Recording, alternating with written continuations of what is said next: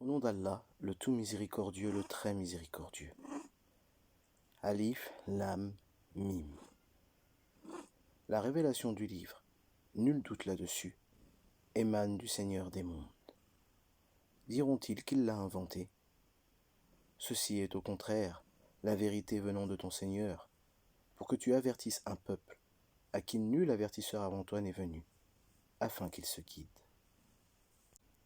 Allah, qui a créé en 6 jours les cieux et la terre, et ce qui est entre eux. Ensuite, il s'est établi Istawa sur le trône. Vous n'avez en dehors de lui ni allié ni intercesseur. Ne vous rappelez-vous donc pas? Du ciel à la terre, il administre l'affaire, laquelle ensuite monte vers lui en un jour équivalent à 1000 ans de votre calcul.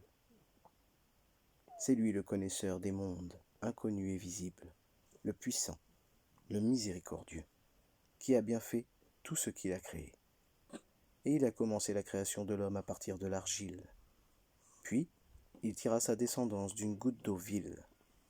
Puis, il lui donna sa forme parfaite et lui insuffla de son esprit. Et il vous a assigné l'ouïe, les yeux et le cœur, que vous êtes peu reconnaissants.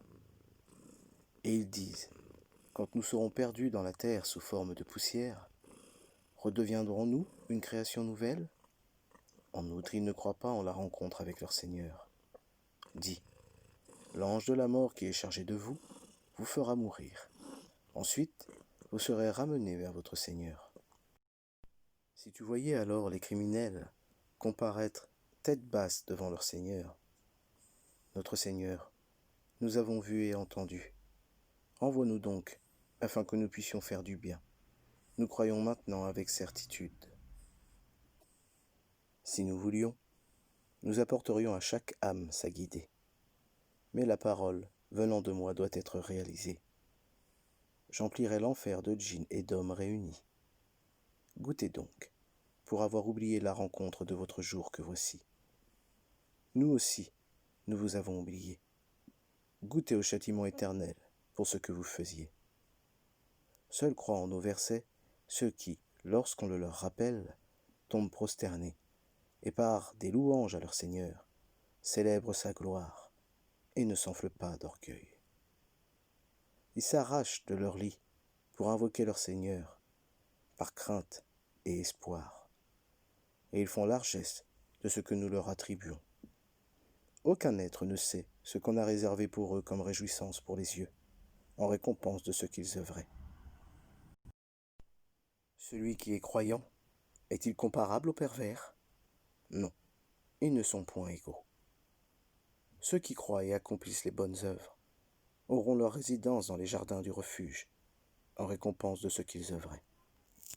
Et quant à ceux qui auront été pervers, leur refuge sera le feu. Toutes les fois qu'ils voudront en sortir, ils y seront ramenés, et on leur dira, goûtez au châtiment du feu auquel vous refusiez de croire. Nous leur ferons certainement goûter au châtiment ici-bas, avant le grand châtiment, afin qu'ils retournent vers le chemin droit. Qui est plus injuste que celui à qui les versets d'Allah sont rappelés et qui ensuite s'en détourne?